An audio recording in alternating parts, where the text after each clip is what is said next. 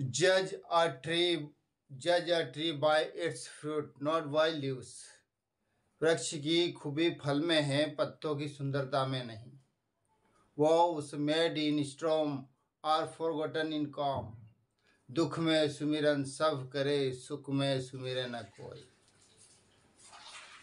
Rivers never drinks its own water, trees never eat its own fruits, but always filled with the freshness to benefit others, give sweet water and sweet fruits. जिंदगी में अच्छे लोगों की तलाश मत करो, खुद अच्छे बन जाओ। हो सकता है आपसे मिलकर किसी की तलाश पूरी हो जाए। एक दिन मुझसे लिपट कर समय भी रोएगा, कहेगा तू तो बंदा सही था, मैं ही गलत चल रहा था। अगर तुम उस समय मुस्कुरा सकते हो जब तुम पूरी तरह से टूट चुके हो, तो यकीन कर लो दुनिया में कभी कोई नहीं तोड़ सकता।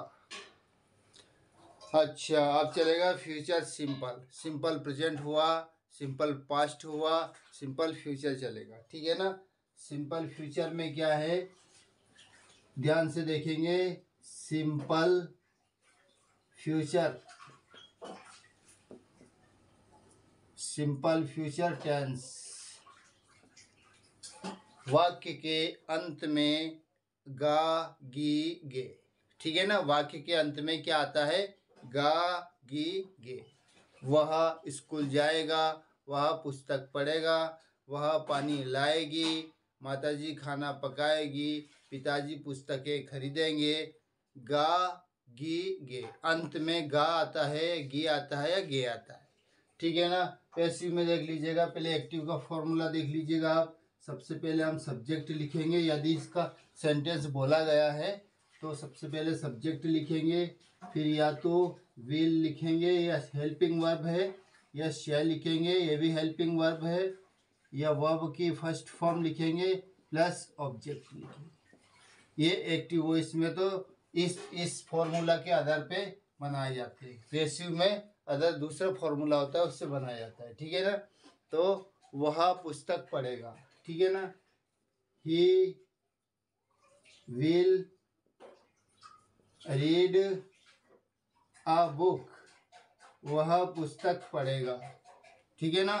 अब देखिएगा पैसिव वॉइस में क्या होगा, सबसे पहले ऑब्जेक्ट लिखेंगे, फिर प्लस या तो विल लिखेंगे या शैल लिखेंगे, प्लस बी लिखेंगे, ठीक है, और वर्ब का थर्ड फॉर्म लिखेंगे, प्लस बाय लिखेंगे और सब्जेक्ट लिखेंगे, ठीक है ना।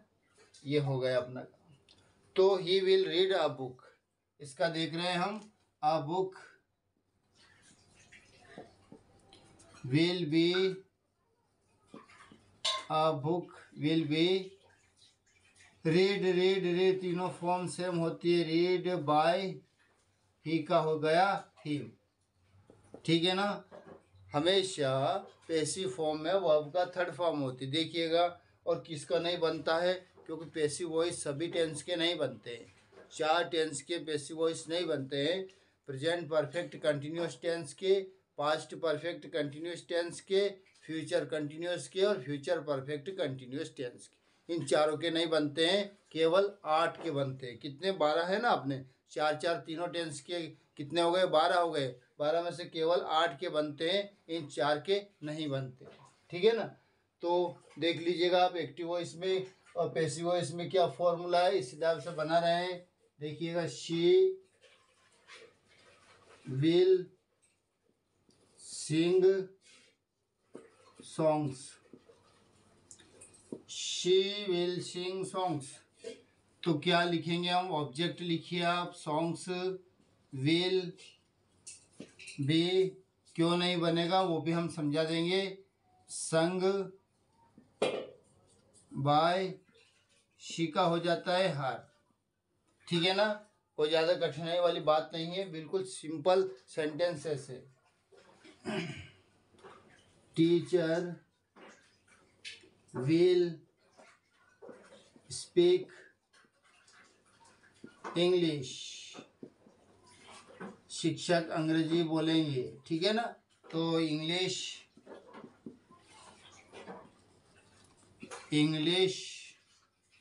विल बी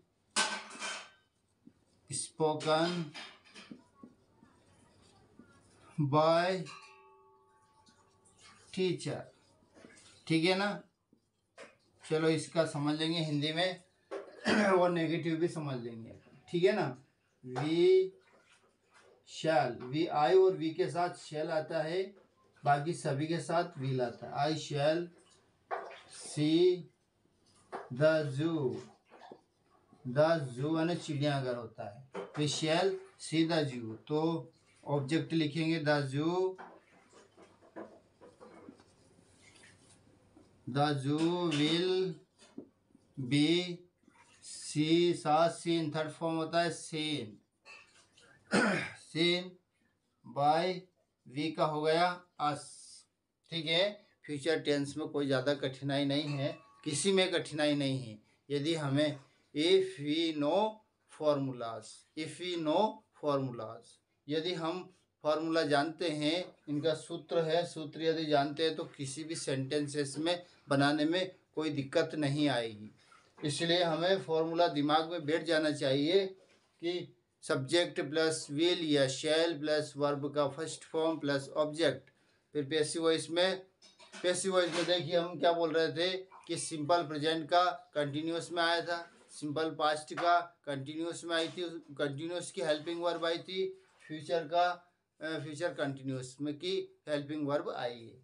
देखिए सिंपल फ्यूचर है ना, तो ये हेल्पिंग वर्ब है ना, ये हेल्पिंग वर्ब किसकी आई, फ्यूचर कंटिन्यूस की आई, ठीक है ना। बहुत सिंपल है, खाली दिमाग में ऐसा बैठ जाना चाहिए कि जिस इंडेफिनेट या सिंपल जो भी है, सिंपल प्रेजेंट पास्ट या फ्यूचर है, तो उसके कंटिन्यूस की हेल्पिंग वर्ब आएगी। और हेल्पिंग वर्ब याद होना चाहिए हमको, हेल्पिंग वर्ब अच्छे से दिमाग में बैठ जाना चाहिए। प्रेजेंट की इज या एम या पास्ट की वाज या वर, फ्यूचर की विल बी शैल बी, ठीक है ना। चलो नेगेटिव भी देख लेते हैं। यदि यही नेगेटिव में रहा तो कोई दिक्कत नहीं, नोट लगा देंगे, ठीक है ना। He will not read a book, she will not sing songs, और देखिए आगे teacher will not speak English, she will not see the zoo. मैं एक आध बना रहा हूँ, ध्यान से देखिएगा। दे विल या शेल के बाद में क्या आता है, नॉट आ जाएगा, ठीक है ना। They will not play cricket, they will not play cricket, देख लीजिएगा। ऑब्जेक्ट यहाँ भी देख लीजिए, यहाँ थोड़ा सा ध्यान रखना है, विल या शैल के बाद में नॉट आएगा और बी बाद में, ऐसा नहीं कि विल भी शैल भी नॉट आएगा, ऐसा नहीं है। देखिएगा क्रिकेट बना रहा हूँ ना मैं, वाक्य ध्यान से देख लेना।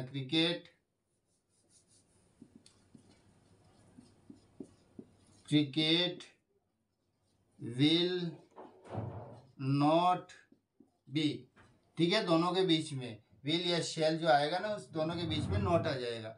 वर्ब क्या है, प्ले है, तो प्लेड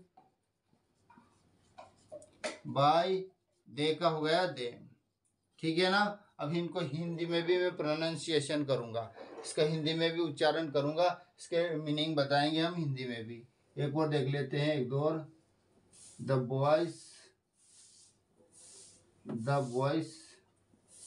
विल, ठीक है ना। विल या शेल जो भी है उसके बाद में नॉट आएगा, will not make a noise,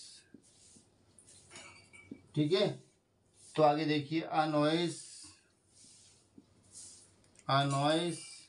will not be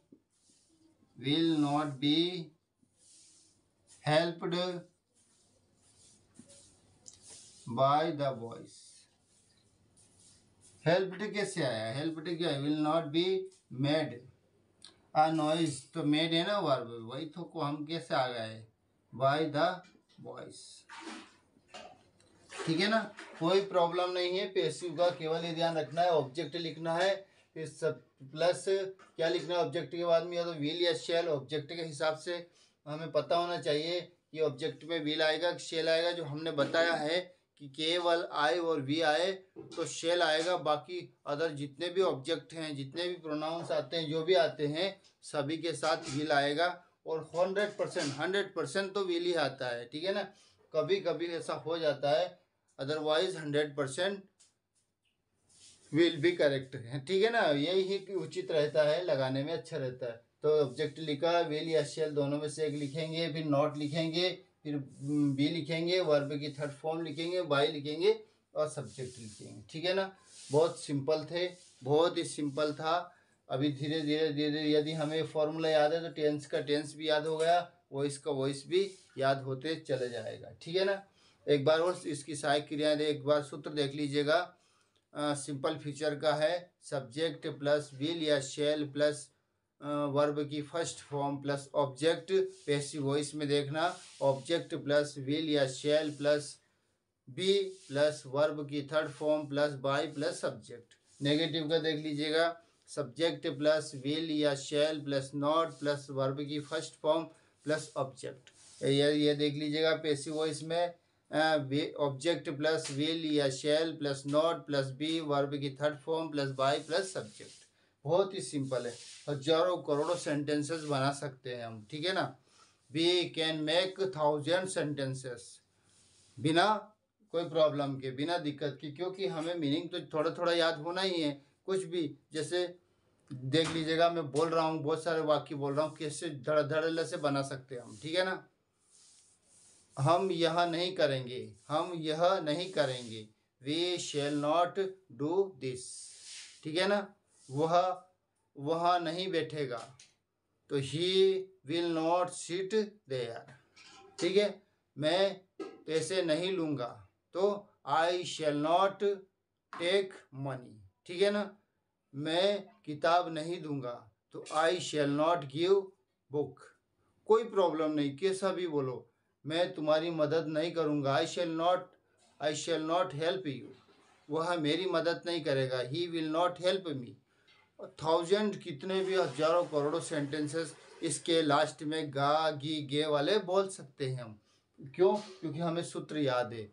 यदि हमें सूत्र याद है, कोई सा भी वाक्य बोलेगा धड़ल्ले से हम बना सकते हैं, है ना। कोई प्रॉब्लम नहीं आएगी हमको बनाने में। वो इसमें भी यही सेम ऐसे कैसी चीज़ें, यदि हमें फॉर्मूला याद है तो हम आसानी से बना सकते हैं, करेक्ट कर सकते हैं, कोई दिक्कत नहीं आती है हमको, ठीक है ना। तो फ्यूचर भी हो गया। फिर अपना अब नेक्स्ट अपन क्या करते हैं, हेल्पिंग वर्ब या इंट्रोगेटिव वालों में लेंगे अपन, क्या सिस्टमेटिक ढंग से करेंगे। सबसे पहले असर्टिव करेंगे, इंट्रोगेटिव करेंगे, इंपेरेटिव करेंगे, ऑप्टेटिव करेंगे और एक्सक्लेमेटरी करेंगे, ठीक है ना। ये वाले सेंटेंस इस तरह से चलेंगे। अभी वो WH फैमिली हेल्पिंग वर्ब वाला अगले इसमें आएगी, अगली क्लास में, अगली से भी अगली क्लास में। अभी टेंस हो जाए अपने एक साथ, और टेंस होने के बाद में फिर अगला जो चलेगा ना, वो इंट्रोगेटिव वाले ही चलेंगे अपना, ठीक है ना। तो अच्छे से समझ में आ गया ना। सूत्र यदि याद है, if we know formula we can make any sentences, any kinds of sentences, we can make any kinds of sentences, ठीक है ना। judge a tree by its fruits not by leaves, वृक्ष की खूबी फल में होती है, पत्तियों में नहीं होती है। vows made in storm are forgotten in calm, दुख में सुमिरन सब करे, सुख में करे न कोई। River never drinks its own water, trees never its own fruits, but always filled with the freshness to benefit others. Beneful others give sweet water and sweet fruits. जिंदगी में अच्छे लोगों की तलाश मत करो, खुद अच्छे बन जाओ, हो सकता है आपसे मिलकर उनकी तलाश पूरी हो जाए। एक दिन मुझसे लिपट कर समय भी रोएगा, कहेगा तू तो बंदा सही था, मैं ही गलत चल रहा था। अगर तुम उस वक्त मुस्कुरा सकते हो, अगर तुम उस वक्त मुस्कुरा सकते हो जब तुम पूरी तरह से टूट चुके होते हो, जब तुम पूरी तरह से टूट चुके होते हो, तो यकीन कर लो दुनिया में तुम्हें कोई नहीं तोड़ सकता। Your happiness is the